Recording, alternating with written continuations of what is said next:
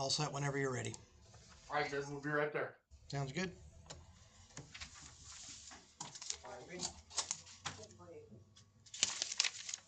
Go ahead and step up here and state your full name to the judge. Yes. Hello, Judge. Hi there. Stephanie Renee Wright. February 20, 1970 is my birth date. Okay. And then do you have a residence? I am a boarder at the shelter for 2 months. Well, from here until March, they'll let people stay.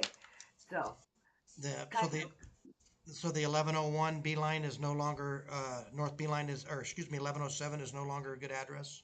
no, it's a good mailing address, and that is a good way to contact me. Okay. Good morning. Let me get woke up a little bit, sir. No problem. Do you have an email address? Yes, I do. It is Auntie, Steph, AUNTIE, Steph at gmail.com. All right. So the microphone's it was Angie, ANGIE? AUNTIE, Auntie, or Auntie Steph. Okay. And then what was the rest of it? So I got Auntie?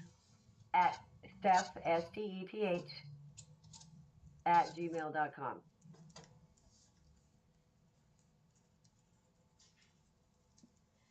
And how about a phone number for you? 928-951-4729, possibly. Okay. Message phone maybe? Yes. Okay. All right. The state is alleging 2 charges against you. The first one is dangerous drug possession or use.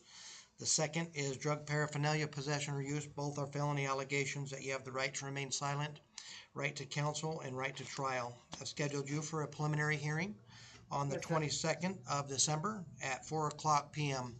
The preliminary hearing is to determine if there's probable cause to charge you with those 2 charges, not convict you. If probable cause is found, your case will bind over to the Gila County Superior Court. If probable cause is not found, the case, those charges could dismiss. Okay. There's a possibility that the case could go in front of a grand jury. If that is the case, you'll be notified to the mailing address that you provided and or the email address provided that you don't need to appear because the case went in front of a grand jury. But since today we don't know that, you're still ordered to be in court. Best thing to do is to find out a day ahead of time if that court is still proceeding. Okay? Okay, yes, sir, because I have a court on January 26th at 9 o'clock in the morning. So. Okay. Your release conditions are obey all orders of the court, do not commit any crimes, notify the court immediately if your address changes, do not leave the state of Arizona without permission of the court, do not possess or consume any alcohol or drugs without a valid prescription, and not to possess any firearms. And I'm placing a $1,500 bond hold on you, so you'll remain in custody. Being that you're in custody on a felony hold, you have the right to a court-appointed attorney if you cannot afford to hire one. Can you afford to hire an attorney?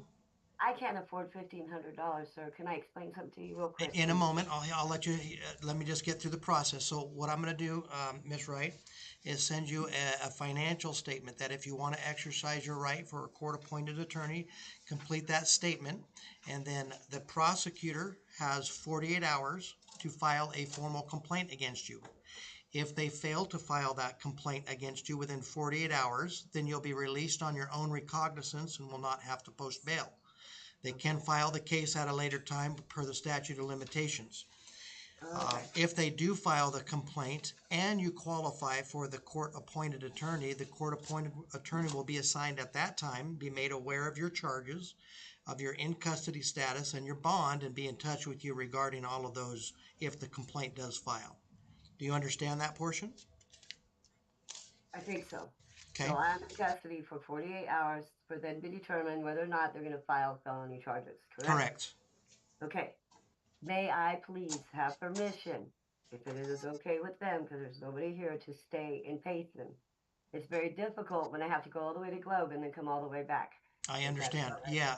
So that's all left up to the jail staff. So put your request in with them. The court doesn't govern that. That depends on a lot of factors that the jail system has to do with housing and bed space and all that. So make your request to them and see if it can be accommodated. Yes, sir. Thank you very much. Anything else besides that?